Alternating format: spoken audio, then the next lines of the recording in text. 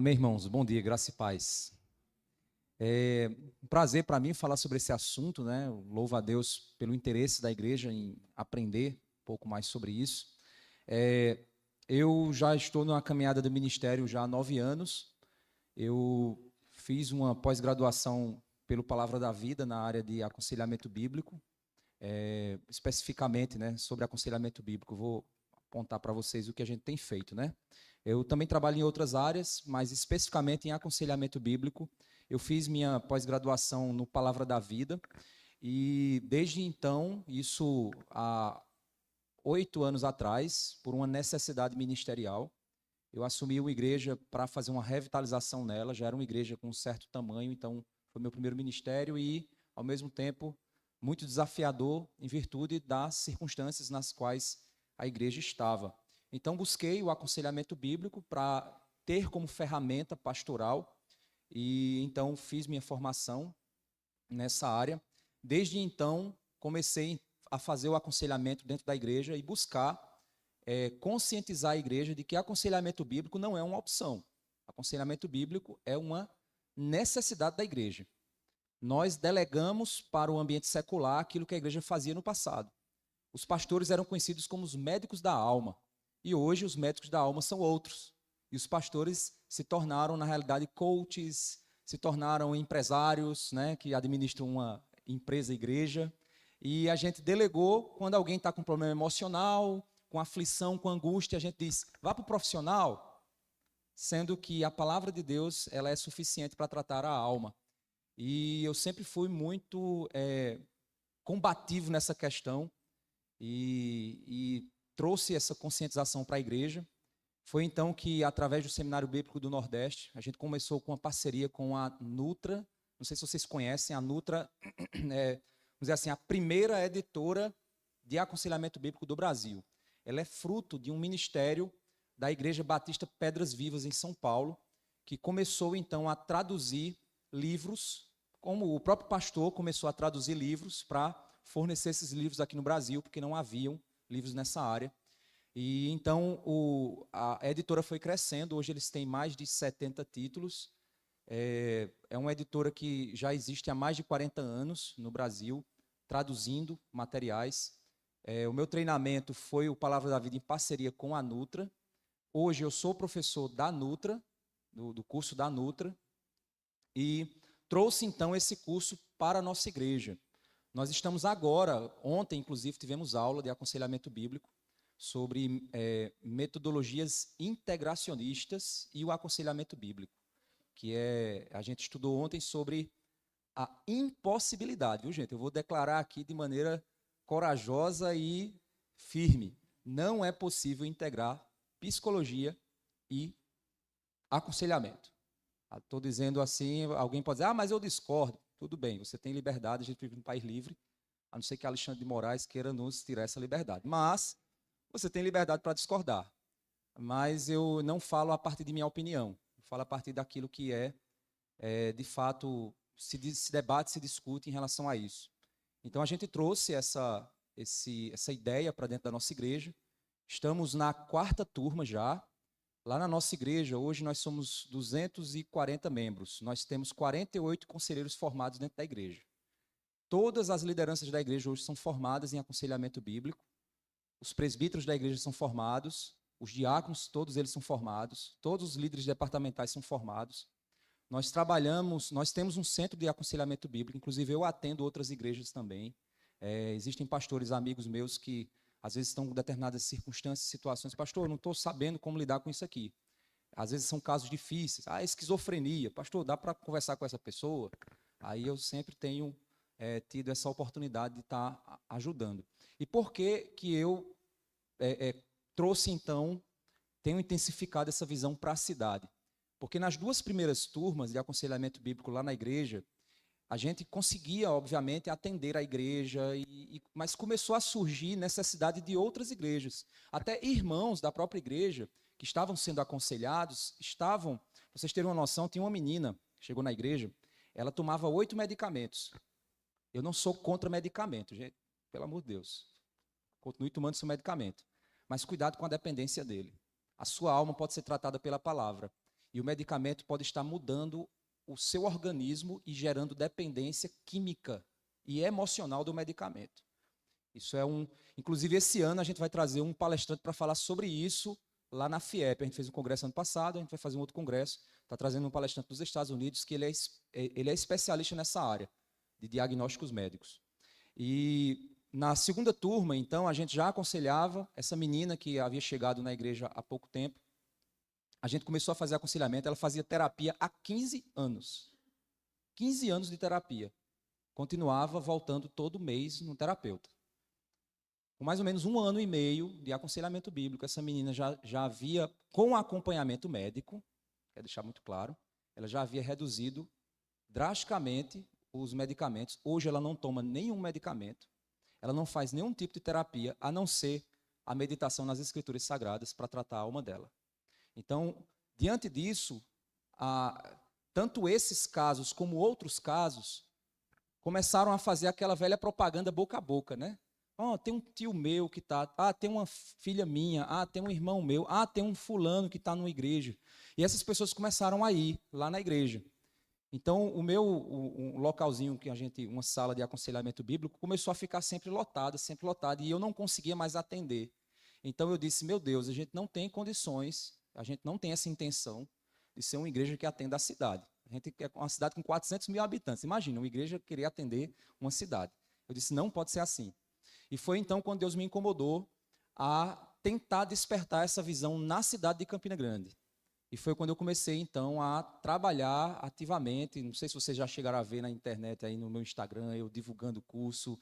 Fui na UMEB, divulguei, fui na PEP, divulguei.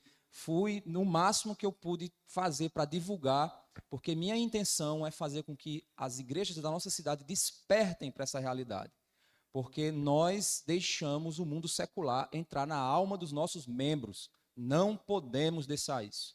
Temos que retomar a alma dos nossos membros para a Bíblia. Temos que voltar a alma dos nossos membros para as Escrituras Sagradas. Então, a gente começou com esse treinamento. Graças a Deus, hoje, a turma de ontem está com 45 pessoas. Antes, a maioria da turma era da igreja. É um movimento muito natural, né? Mas hoje, a gente tem 5 pessoas da igreja e o restante de outras igrejas. Então, eu louvo a Deus porque conseguimos furar a bolha. Né? Quando você consegue isso, é bom.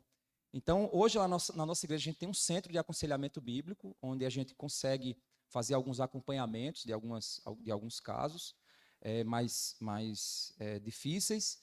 E nós temos, então, o centro de formação, em parceria com o pessoal da Nutra. O centro de formação vem professores da Nutra de São Paulo para cá e nós damos treinamentos, então, nessa área. Em agosto, a gente vai ter o Daniel Berger, que ele é médico, teólogo, ele é especialista na área de diagnósticos médicos. Então, ele vai falar sobre o problema atual do hiperdiagnóstico.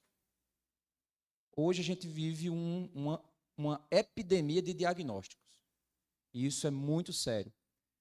Porque esse diagnóstico, ele afeta o seu coração, porque você assume uma identidade. Não é porque eu sou. Você é filho de Deus. Não é porque eu sou JYHW. Aí bota um bocado de nome, um bocado de letra, e você assume como identidade. Eu sou isso. Ou então, pior de tudo, eu sou fleumático. Gente, isso é horóscopo gospel, viu? Esse negócio de temperamento, isso é horóscopo gospel.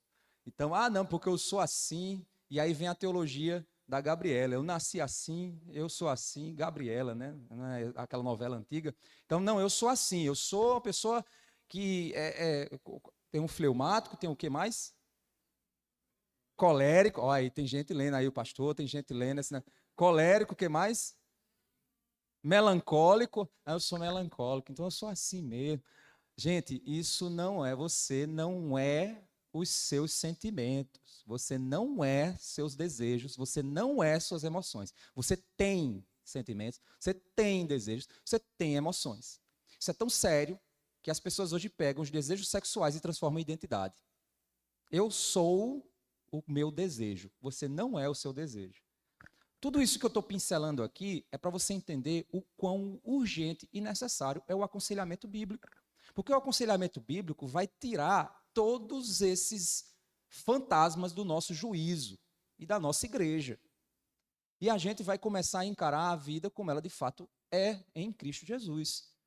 Então, o Daniel Berger vai vir em agosto, dia 8 e 9, é uma sexta-noite e um sábado tarde e noite. Ele vai falar sobre os excessos de diagnóstico, ele vai apresentar as pesquisas dele. Obviamente que as pesquisas dele é nos Estados Unidos, só que o que acontece nos Estados Unidos, 10 anos depois reverbera aqui no nosso país. Pode ter certeza que normalmente é assim. Então, do jeito que lá a indústria de medicamentos é uma indústria poderosíssima, pode ter certeza que no nosso país também tem se tornado.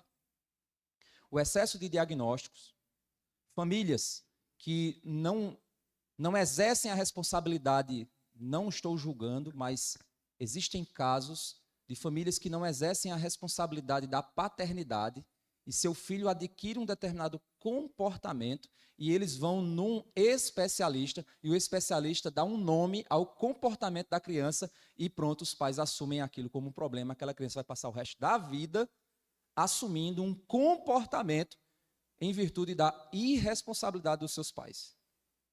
Às vezes, você colocar um limite para o seu filho resolve muita coisa.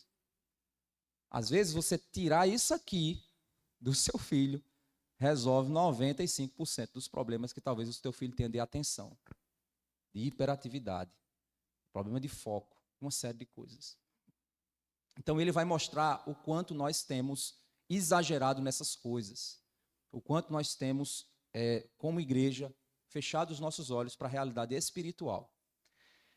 Vamos pensar então um pouquinho sobre aconselhamento bíblico. Eu trouxe aqui alguns textos bem breves e eu queria, né, se assim houver tempo, abrir até para perguntas, né? Não sei se é possível, né, que haja, quem tem alguma dúvida aqui, relacionada ao tema, né? Você me perguntar, pastor, existem alienígenas? Eu não vou lhe responder isso, certo? Mas se é relacionado ao tema, você pode fazer a sua pergunta. Gente, vamos lá para 1 Tessalonicenses, capítulo 5. 1 Tessalonicenses, capítulo 5. É necessário a gente entender que a igreja, ela é uma comunidade, eu vou usar esse nome, eu não gosto desse nome, mas eu vou usar, eu vou dizer para você porque eu não gosto.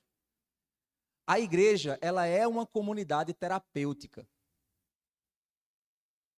Ela é uma comunidade de cuidado. Ela tem que ser uma comunidade de cuidado.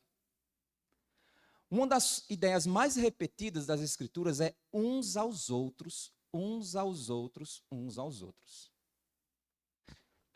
A igreja saudável é uma igreja de vida na vida. Mulheres mais velhas ensinando a mulheres mais jovens. Homens ensinando a homens. Homens guiando a igreja. Grupos familiares se aconselhando. Isso é a vida de uma igreja. Por que eu não gosto do termo terapêutico? Porque o termo terapêutico ele é usado em outros contextos que não são, que carregam uma cosmovisão que não é bíblica. A ideia terapêutica é a ideia psicológica de fazer você se sentir bem. Uma das bases de algumas psicologias é que o ser humano ele existe para ser agradado. Quando a gente vai para Westminster, a gente vê que o ser humano não existe para isso. Ele existe para a glória de Deus. E às vezes Deus vai fazer com que você glorifique a Ele numa UTI. Mas na perspectiva psicológica, você tem que estar se sentindo bem consigo mesmo. Eu tenho certeza que você não vai duvidar disso. Que o pensamento psicológico mais comum é sinta-se bem consigo mesmo. Mas o que eu preciso fazer para me sentir bem comigo mesmo? Isso é o que o terapeuta vai me ajudar a encontrar dentro de mim o que vai me fazer me sentir bem comigo mesmo. Colocar, talvez sair do armário, vai fazer eu me sentir bem comigo mesmo. Talvez largar minha mulher e arrumar uma mais nova, isso vai fazer eu me sentir bem comigo mesmo. Será que esse é o caminho de eu encontrar dentro de mim? A igreja, ela é essa comunidade no sentido terapêutico porque é uma comunidade de cuidado.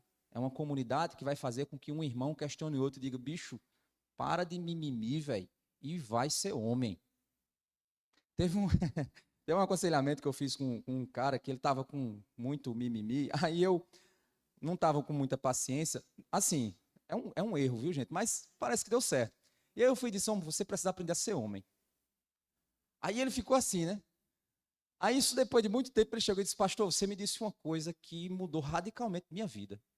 Aí isso foram uns 2 anos depois. Eu disse, o quê, meu? Você lembra que eu fui pedir aconselhamento e eu estava na saída da igreja? Aí o senhor disse assim, você precisa aprender a ser homem. Aquilo mudou minha vida. Eu disse, caramba, que legal, não sabia disso não. E eu fui para casa achando, rapaz, acho que eu fui muito duro com o irmão. Mas foi exatamente o que ele precisava ouvir. Ou seja, uma comunidade terapêutica. Estou dizendo que você tem que sair dizendo coisas duras para o seu irmão. Mas para você ver a graça de Deus, como é que ela opera no meio da comunidade. Um jovem chega para o outro e diz, bicho, ó, aquela menina lá tá te dando moral, mas ela é descrente, cara, não vai naquela onda não. Tu vai te dar mal. Ele está aconselhando. Então o que a gente vê aqui em 1 Tessalonicenses capítulo 5 é mais ou menos algo nesse sentido. Olha só, a partir do verso 4. 1 Tessalonicenses capítulo 5, verso 4. Mas vocês, irmãos, não estão em trevas, para que esse dia os apanhe de surpresa como ladrão. Aqui o povo estava assustado, né? O povo tessalonicense estava assustado porque eles estavam em dúvidas quanto à volta do Senhor. Né? As dúvidas eram as mais diversas. A gente aqui não tem a informação de quais dúvidas eles tinham. A gente tem as respostas às dúvidas, mas a gente não tem as perguntas. Então, vamos imaginar aqui que eles achavam que Jesus tinha voltado e eles tinham ficado. E aí, Paulo vai dizer, não, peraí, não é bem assim. Tem que primeiro se manifestar e tal, o filho da iniquidade. Ele vai dar algumas questões. Mas o fato aqui é que o povo estava desinformado a respeito da verdade da palavra, isso estava produzindo um tipo de pânico coletivo dentro da igreja. E aí Paulo, ele mostra que a gente não é um povo que vive em pânico. Então, quem tiver aqui, pastores, se tiver com medo de que o próximo papa seja o Anticristo, tenha uma conversa com essa pessoa, porque essa pessoa ela está dando ouvido a coisa que não deve. Todo papa é um anticristo, gente, porque ele carrega em si o espírito do anticristo. Ele nega que Cristo é o Cristo. Então, mas não, é agora o próximo papa vai ser o papa do fim do mundo. Toda vez que um papa morre, o pessoal vem com essa mesma conversa. Então, entenda que o que ele está dizendo, irmãos, vocês não estão em trevas. A gente tem a Bíblia para nos iluminar. A gente não precisa ficar em pânico. A pandemia fez com que muito crente corresse para debaixo da cama. A gente deveria estar corajoso, não fazendo loucura, não dizendo que a vacina era a marca da besta, mas a gente deveria estar agindo como um povo corajoso, como um povo de esperança, como um povo que os ímpios iriam olhar e dizer assim, poxa, no meio dessa confusão todinha, esse povo está assim, calmo, tranquilo, com esperança. Paulo está dizendo, irmãos, vocês não estão em trevas, para que esse dia os apanhe de surpresa como ladrão. Porque todos vocês são filhos da luz e filhos do dia. Não somos da noite nem das trevas. Assim, pois, não durmamos como os demais. Pelo contrário, vigiemos e sejamos sóbrios. Ora, os que dormem, é de noite que dormem. Os que se embriagam, é de noite que se embriagam. Nós, porém, que somos do dia, sejamos sóbrios, revestindo-nos da couraça da fé, do amor e tomando o capacete da esperança da salvação. Porque Deus não nos destinou à ira, mas para alcançar a salvação mediante nosso Senhor Jesus Cristo, que morreu por nós, para que quer vigiemos, quer durmamos, vivamos com ele. Portanto, aí a conclusão lógica do argumento dele é, portanto, consolem uns aos outros e edifiquem-se mutuamente, como vocês têm feito até agora. Algumas traduções, ele traduz como aconselhem-se. Essa tradução aqui ele traduziu como consolem, edifiquem-se. Então, a vida comunitária tem que ser uma vida de consolo mútuo. Tem que ser uma vida de edificação mútua. A igreja aqui estava assustada e desesperada, como se estivessem vivendo nas trevas. Mas nós não somos das trevas, nós temos a luz do Evangelho, nós temos a clareza da verdade ao nosso favor. E por isso, então, nós devemos nos consolar uns aos outros, edificar uns aos outros, cuidar uns dos outros, apoiar uns aos outros, ajudar uns aos outros. Isso é aconselhamento bíblico. A gente, às vezes, traz o método secular para dentro da igreja. A gente acha que aconselhamento bíblico é você deitar num divã e o pastor ficar fazendo a função de psicólogo. A gente acha que aconselhamento bíblico é você ir conversar com um especialista, assim como você faz com um psicólogo. Gente, o aconselhamento bíblico vai acontecer enquanto você está lá na... Aqui as irmãs da SAF, quando vão fazer alguma comemoração, aí se junta para fazer uma refeição juntas, assim, do tipo, vamos cozinhar para a igreja, aí se junta as mulheres tudo para numa cozinha. Meu amigo, é barulho, né? Mas é bênção. Não é, você não conversa e tal e tal, aí tem uma irmã que fala uma bobagem, a outra diz assim, ei, não é bem assim não. Gente, está acontecendo aconselhamento naquele ambiente de relacionamento ali. É bênção. Ou então, um identificou alguma coisa, e aí minha esposa, como ela é a liderança da sociedade feminina lá, que lá a gente chama de Ministério de Mulheres, então ela fica observando. Aí quando ela vê que uma irmã está com um comportamentozinho um pouco distinto, aí num outro momento ela diz, irmã, vamos conversar? E aí ela chama a parte, vai conversar, vai saber como é que ela está, o que é que está acontecendo. Ou seja, ela vai fazer um aconselhamento mais focado. Quando alguém entra em contato comigo e diz, pastor, eu estou passando por uma situação de aflição profunda, não estou conseguindo dormir, está muito difícil. Aí eu vou e marco um gabinete. É um aconselhamento. Mas já aconteceram momentos em que eu chamei o cara para ir comer um pastel. Bora comer um pastel? A gente foi lá. Aí ele foi, abriu o coração dele, a gente comeu o pastel ali no Pastel da Liberdade, comeu o pastel, conversou. Aí até os irmãos lá na igreja brincam assim, se quiser aconselhar, vá com o pastor que ele leva você para o pastel e ainda paga o pastel para você. Você ainda sai alimentado e aconselhado. Então assim, irmãos, é relacionamento. Vamos para um outro texto? Colossenses, capítulo 3. Colossenses, capítulo 3, verso 12.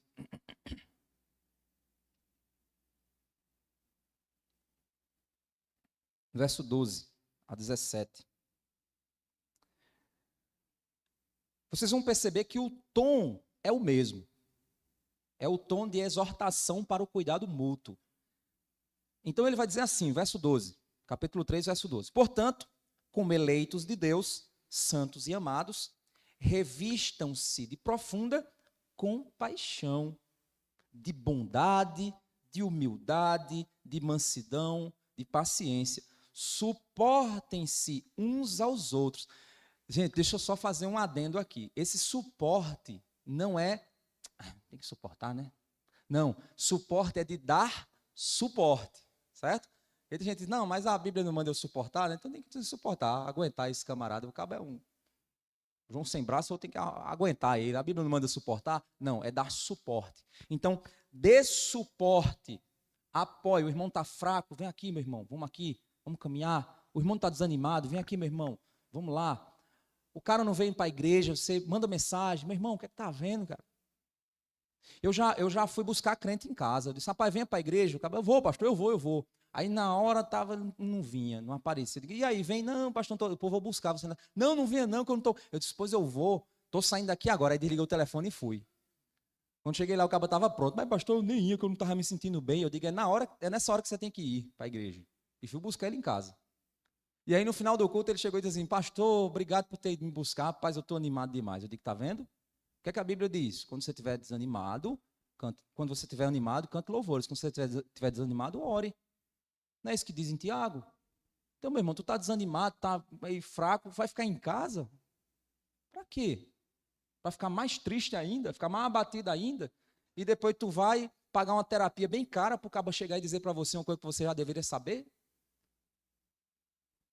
Então ele está dizendo, suportem-se uns aos outros, perdoem-se mutuamente. Caso alguém tenha motivo de queixa contra outra pessoa, assim como o Senhor perdoou vocês, perdoem também uns aos outros. Acima de tudo isso, porém, esteja o amor, que é o vínculo da perfeição. Que a paz de Cristo seja o árbitro no coração de vocês, pois foi para essa paz que vocês foram chamados em um só corpo. É interessante que esse texto também ele é um texto que às vezes é desvirtuado, né? Quando ele está dizendo que seja a paz o árbitro, no contexto ele está dizendo que seja a paz o árbitro, pois vocês foram chamados em um só corpo. Então ele está falando sobre paz que produz unidade. Ele não está falando de paz que produz sentimentos bons. Porque tem gente que usa esse texto para dizer, não, mas se você está em paz, siga. Não, ele não está falando sobre uma paz interior, meio budista. Ele está falando sobre a paz que produz unidade. O que ele está dizendo aqui é que o que deve ser o árbitro que vai julgar a disputa que eu tenho com meu irmão, seja a paz. O juiz que vai julgar a nossa disputa e a nossa discordância, que o juiz seja o juiz da paz. Ou seja, buscar a paz deve ser o meu objetivo quando eu tiver com uma diferença com meu irmão. É como eu resolvo conflitos. Se eu quero resolver conflito ganhando o conflito, porque eu acho que eu estou certo, eu não vou resolver nunca. Mas se eu resolver o conflito porque eu quero encontrar a paz que produz união, eu vou encontrar um caminho, vai ser um caminho para resolver o conflito. E aí ele vai dizer o seguinte: sejam agradecidos, verso 16, que a palavra de Cristo habite ricamente em vocês, que a palavra encontre um lar, que a palavra, se ela puder falar, se ela fosse um ser vivo, ela é viva, né? Mas eu digo assim, se ela fosse um ser vivo, ela pudesse dizer assim: no coração daquele crente, eu achei casa. No coração daquele crente, eu me sinto em casa. Então, que a palavra encontre morada em você. Que a palavra se sinta à vontade dentro de você. Mas não só dentro de você, no meio de vocês. Então, que a palavra habite ricamente em vocês. Pastor, como é isso? Vamos botar uns versículos ali, vamos colar umas coisas, vou usar uma camisa de versículo, eu vou tatuar um João 3,16 no meu braço, toda vez que eu mostrar o bíceps vai aparecer João 3,16. Rapaz, é assim, ele vai dizer, olha o contexto. Quais são os sinais de que a palavra habita no coração e no meio de uma igreja? De que a palavra encontrou morada numa igreja? Quais são os sinais? Instruam e aconselhem-se mutuamente, com toda sabedoria, louvando a Deus com salmos, hinos e cânticos espirituais, com gratidão no coração. Isso é o sinal visível, essas são as evidências de que a palavra achou casa no meio de uma igreja. O que é que a gente vê hoje? Pastores aconselhando por meio de terapia, usando Freud, Lacan, Maslow, dizendo, não, está com problema emocional, vai ali no especialista. Sendo que tem um irmão que talvez passou por uma situação semelhante e possa simplesmente dar uma palavra e dizer, meu irmão, olha, vai por esse caminho não, cara. Ontem um jovem me procurou e disse, pastor, eu estou querendo tomar uma decisão, me tem 17 anos. Aí ele disse, pastor, o meu pai é caminhoneiro e eu sou apaixonado por caminhões. E eu quero ser caminhoneiro, mas meu pai disse que eu tenho que estudar. Mas eu não quero estudar, eu não gosto de estudar, eu quero ser caminhoneiro.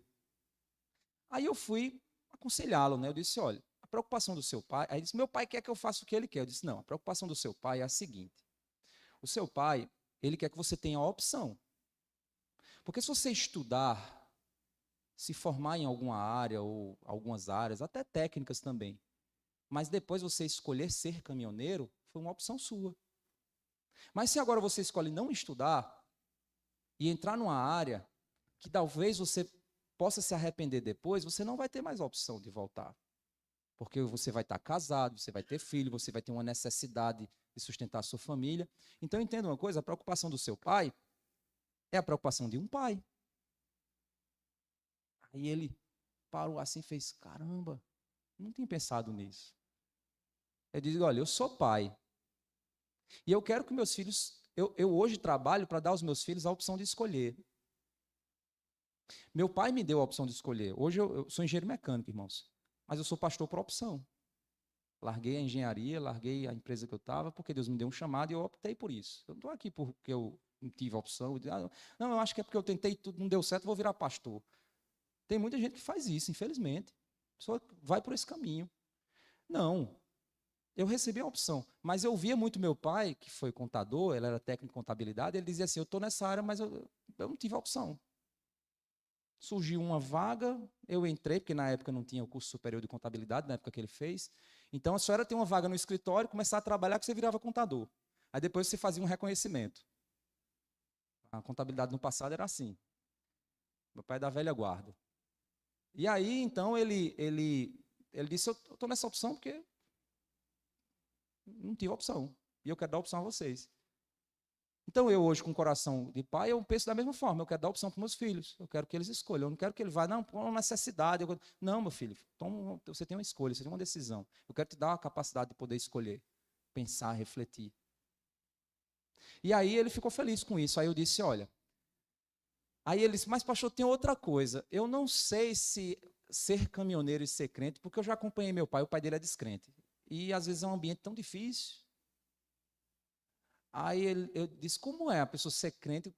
Aí eu disse, olha, isso eu não vou saber te dizer. Mas tem um irmão da igreja que é caminhoneiro. Aí eu disse, então você vai marcar com ele. Aí combinei, pronto, eles vão conversar essa semana agora.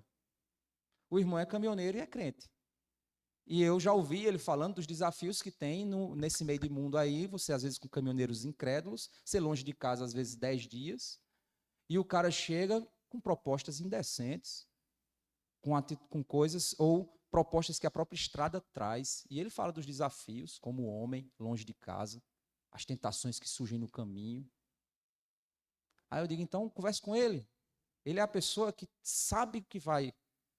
Gente, que terapia no mundo tem essa capacidade como a igreja?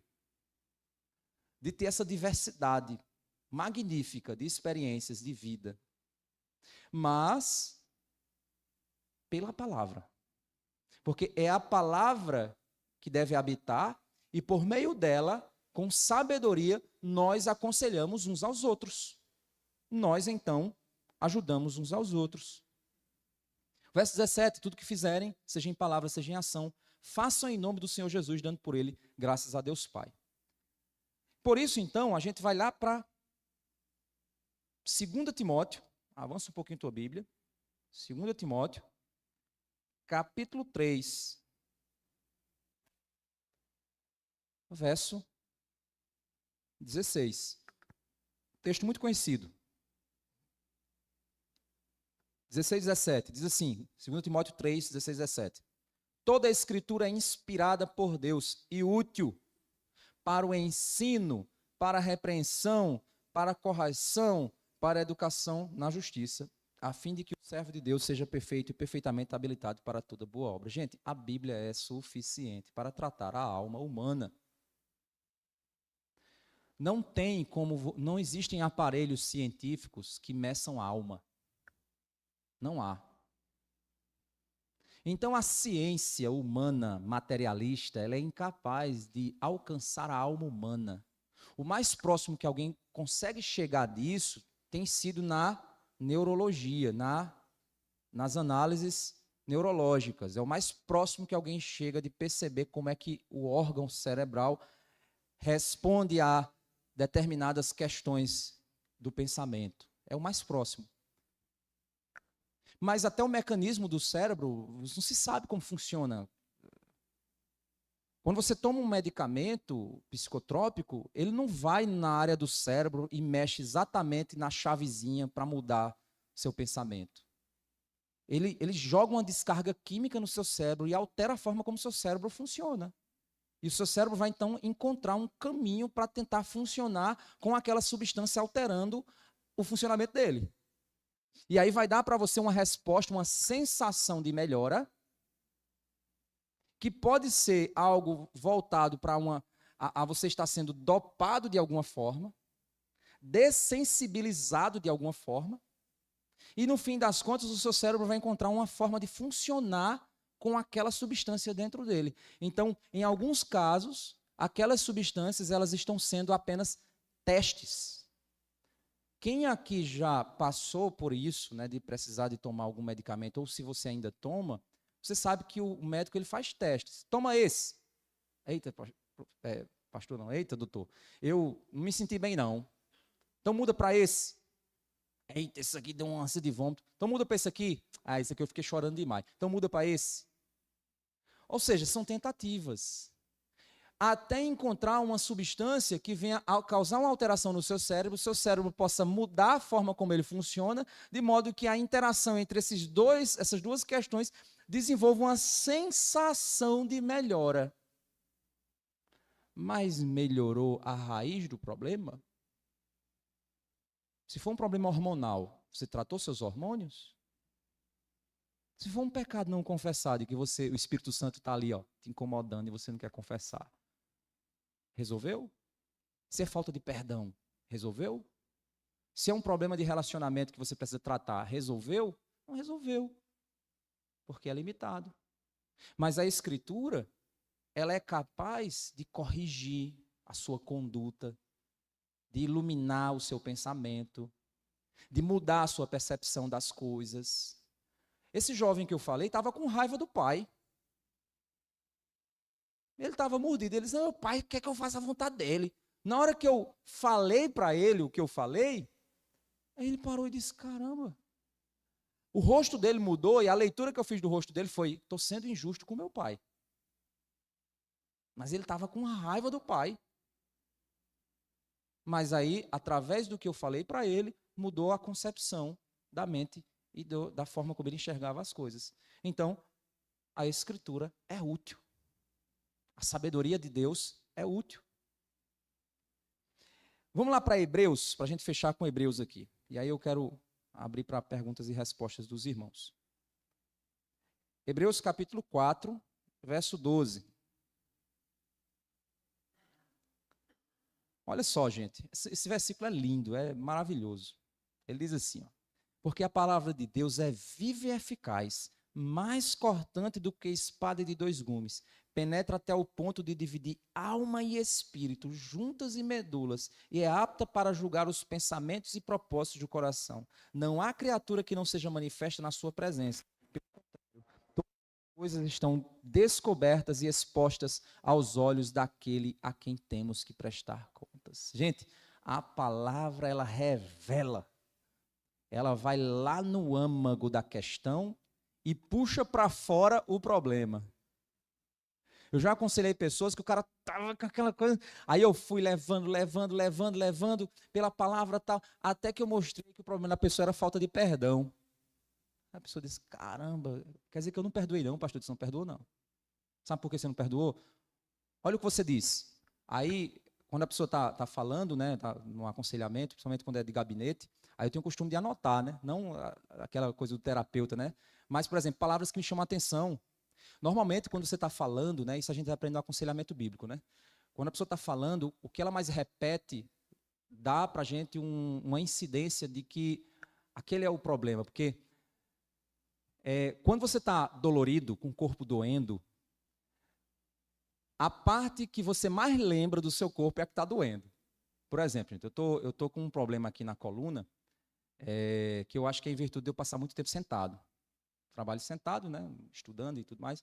Então, eu estou com uma dor aqui. Eu estou exatamente o tempo todo aqui. Quando eu faço um movimento aqui, eu lembro que eu tenho costas aqui, né? Que a gente não lembra, né? Eu acho que a maioria aqui não lembra que você tem a lombar existe, né? Mas eu estou lembrando o tempo todo que ela existe, porque ela dói. Então, quando eu estou falando sobre o meu problema, eu fico o tempo inteiro, não, mas é porque meu pai.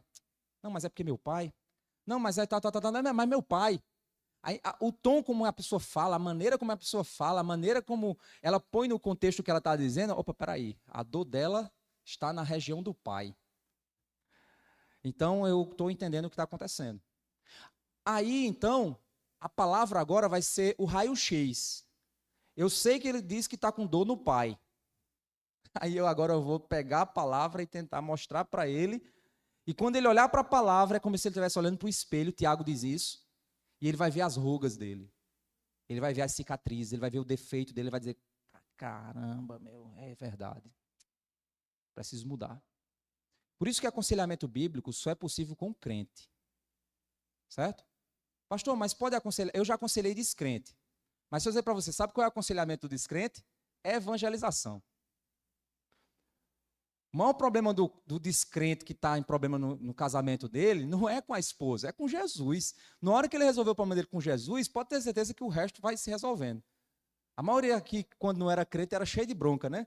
Mas depois que virou crente, muita coisa você começou a ver que naturalmente foi se pondo nos eixos. Seu coração, suas emoções, seus pensamentos, seus relacionamentos. Outras coisas não foram mudando, mas a maneira como você reagia diante daquele desafio já não gerava tanta dor para você, você já aceitava. Então, como igreja, ela pode se tornar uma igreja conselheira. Em primeiro lugar, ela acreditar na suficiência das Escrituras. Em segundo lugar, ela praticar essa suficiência no meio dela, na vida prática dela. É ela tentar encaixar tudo que é possível com a palavra. O que a Bíblia responde nessa situação? O que a Bíblia responde nessa condição? Como eu posso ajudar meu irmão a partir de um texto bíblico? Eu posso ajudá-lo. É assim que a igreja se torna conselheira. Um caminho para isso é buscar formação. É você fazer um curso, é você ler um livro. A editora Nutra, eu não por ser da Nutra, né, mas eu indico qualquer livro da Nutra de olho fechado.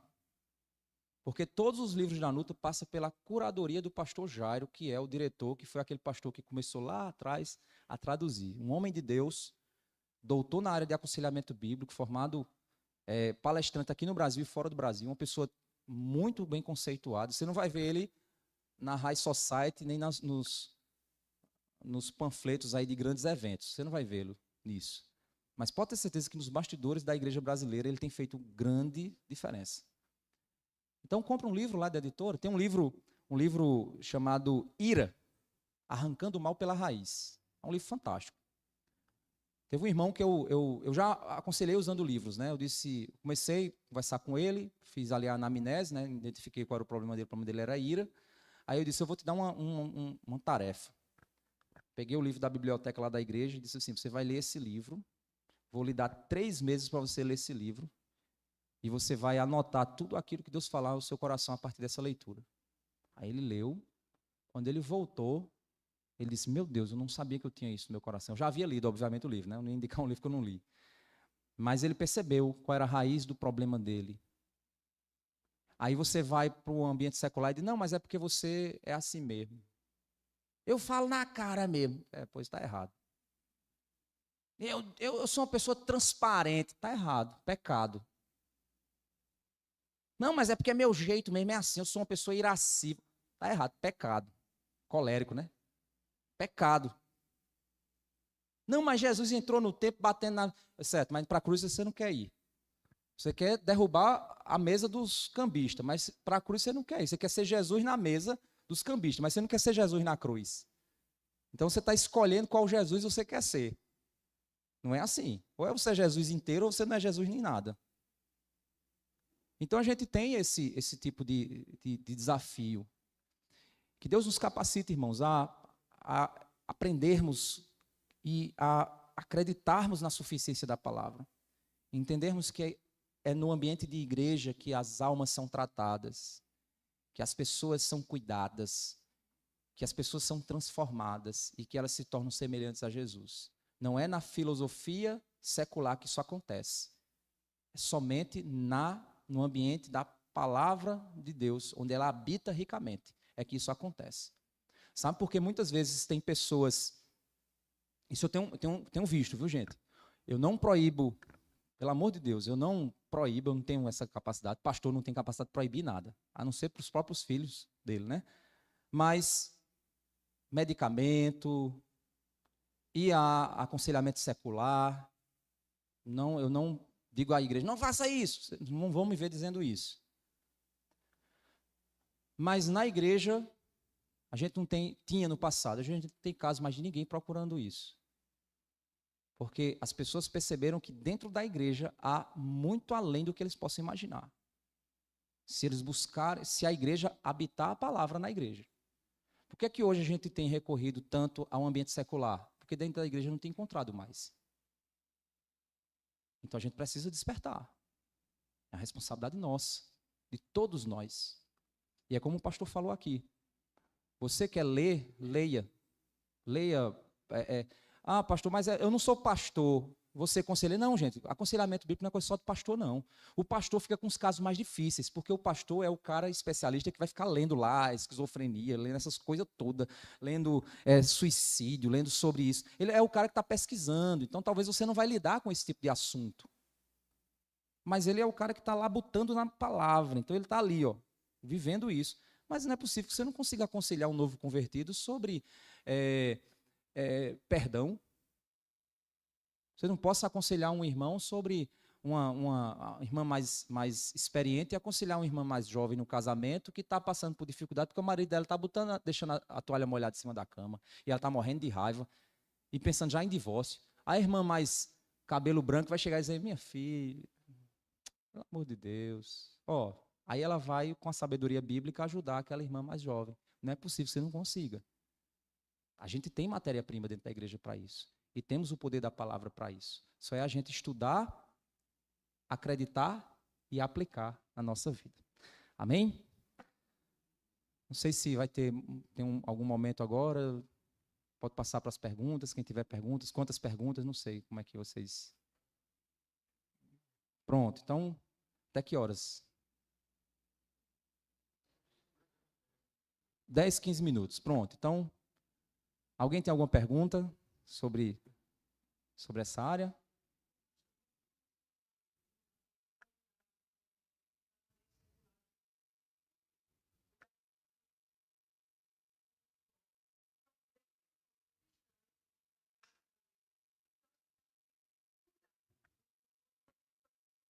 Sim. Que às vezes não entendem o contexto, né? Sim, entendi.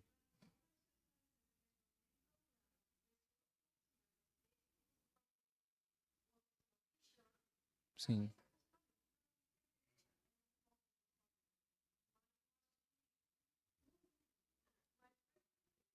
Sim. Sim, eu vou esclarecer. É o seguinte, irmãos, quando você estuda o aconselhamento bíblico com profundidade e você passa a entender o que é a antropologia bíblica, ou seja, qual a visão que a Bíblia dá sobre o que é o ser humano e como o ser humano funciona. Quando você estuda com profundidade esse assunto, e se você for também buscar profundidade no ambiente secular, você vai ver que muitas das abordagens e da visão que o ambiente secular tem sobre o ser humano são contraditórios com relação ao que as escrituras ensinam. Então, é o que a gente chama na teologia de pressupostos. Os pressupostos são as pressuposições que eu tomo que me dão base para ir para algum lugar. Se eu tomo uma pressuposição errada, eu vou chegar no resultado errado. Se eu tomo uma pressuposição certa, eu vou chegar no resultado certo. Quando a Bíblia ela me apresenta que o determinado problema daquela pessoa tem uma raiz e as Escrituras apontam que a raiz daquele problema é uma questão bíblica, eu uso a Bíblia como pressuposto, eu vou chegar ao resultado daquilo. Que o resultado das Escrituras é produzir na pessoa alguém semelhante a Jesus Cristo. Então eu tenho um pressuposto bíblico e eu tenho um objetivo bíblico. Quando eu vou para o ambiente secular, o pressuposto secular, ele é muitas vezes materialista e muitas vezes contraditório com o que as Escrituras dizem.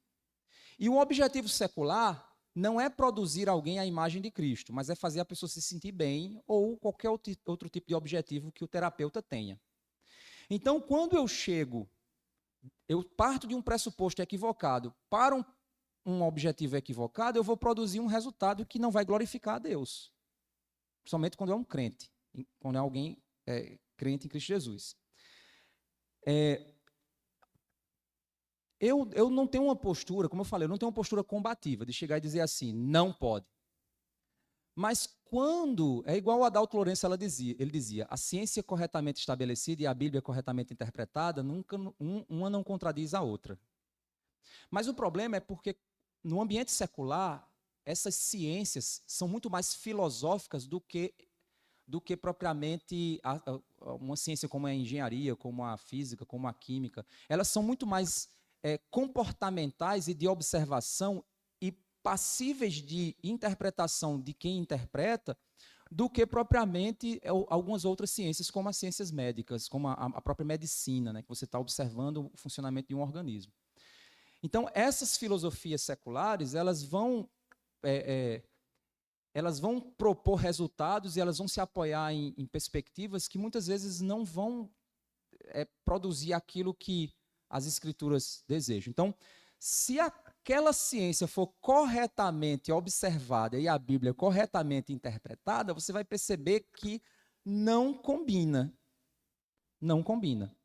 Ah, então eu posso jogar tudo fora? Não, gente, não é isso. Por quê?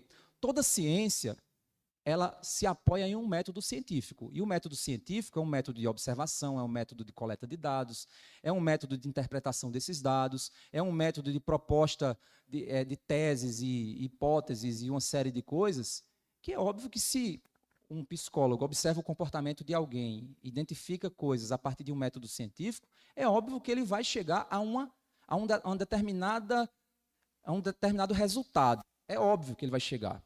Vai chegar sim. Eu não vou dizer que está mentindo, não. Mas quando ele vai para a tentativa de resolver o problema, qual pressuposto ele vai usar para o objetivo que ele quer propor? Qual objetivo ele se propõe a resolver? Por exemplo, vou citar aqui um exemplo. O psicólogo é cristão. Aí alguém chega no consultório dele. A pessoa diz que está com... Antigamente chamava-se de disforia de gênero, que é você achar que você nasceu com o sexo errado, né? Hoje não é tido como mais dessa forma, né? Mas no passado era encarado como um transtorno. Aquilo está causando profunda angústia no coração daquela pessoa. Se você chegasse para aquela pessoa e simplesmente dissesse, olha, os seus desejos não te definem. Desejos são condições de um coração pecaminoso. Então, se você quiser seguir seus desejos, você vai estar seguindo seu coração. E Jesus disse que o coração é enganoso. Ou seja, se você for propor uma visão bíblica para a angústia dela, você vai ser caçado. Porque você vai ser interpretado como alguém que está propondo uma... como é que eles chamam? É uma resignação, não, uma... pejorativamente, o pessoal chama de terapia gay. Vão encarar você, psicólogo, está propondo uma terapia gay para a pessoa. Pejorativamente eles vão dizer isso. E você vai ser caçado. Então, eu digo isso porque eu conheço irmãs, até na nossa igreja também, que são psicólogas e conhecem o aconselhamento bíblico. E ela diz, pastor, é angustiante. Você vê uma pessoa diante de você, saber que a solução dela é Cristo, mas você não pode falar. Aí você propõe uma coisa comportamental, não, busque uma fé, busque uma espiritualidade, mas você não pode falar de Jesus. E aí, como é que eu fico? Então, assim, são essas coisas que a gente precisa ter cuidado. Eu já tive casos de pessoas, né? Pastor, a pessoa veio se aconselhar comigo, mas a pessoa também estava com um psicólogo cristão. E a pessoa chegou para mim com cada ideia troncha, cada ideia torta sobre o que ela devia fazer para solucionar, que eu dizia assim, olha, minha querida, isso não é bíblico. Isso que a pessoa está te propondo não é escritura. Não, mas ela citou texto fora de contexto. A pessoa não interpretou corretamente o que o texto está dizendo. Isso não é o que a Bíblia está dizendo. Aí eu fui abrir a Bíblia com a pessoa.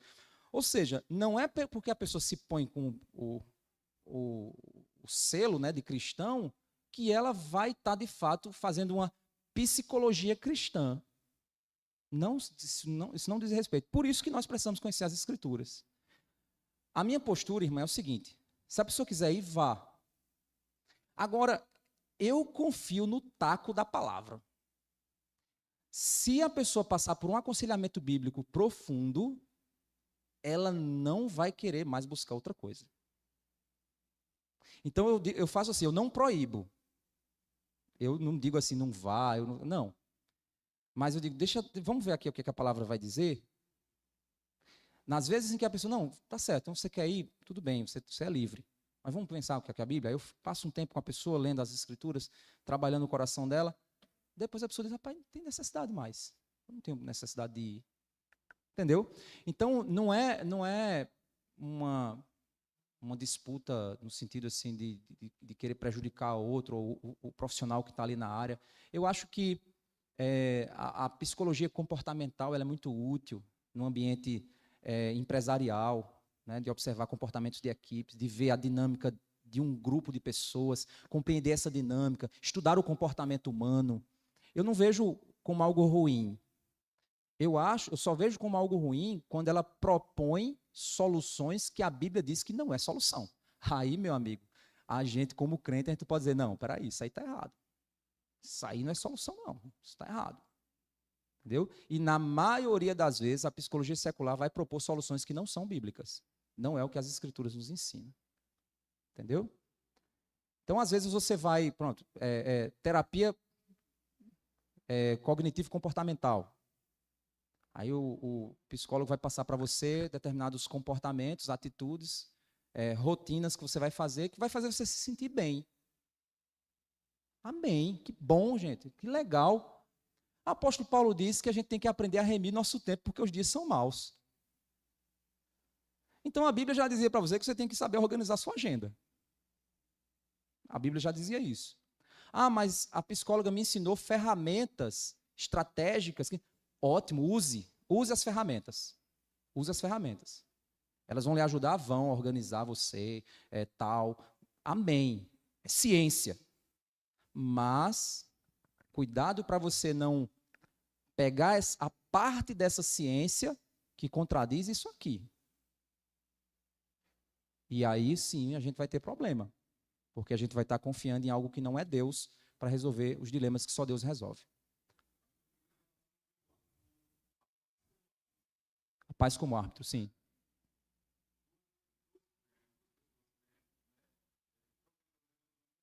Sim.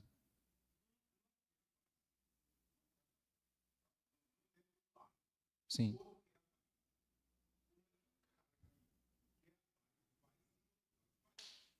Pronto. Beleza. A Bíblia tem resposta para todas essas áreas, né? Então eu vou citar, eu não lembro a referência, mas os irmãos depois pesquisarem. O apóstolo Paulo, ele diz assim: como é que vocês, sendo crentes, levam seus irmãos para os tribunais pagãos para resolver disputas entre vocês? Será que não existe um sábio entre vocês que possa dirimir essa questão? Então, o que Paulo nos aponta é que não é apaziguador, as pessoas que fazem esse trabalho, os mediadores, esses mediadores são um conselho bíblico. Então, o mediador, ele vai ajudar os dois a tentar encontrar a paz, porque uma das pessoas não quer paz. Normalmente, esses mediadores precisam ser líderes da igreja.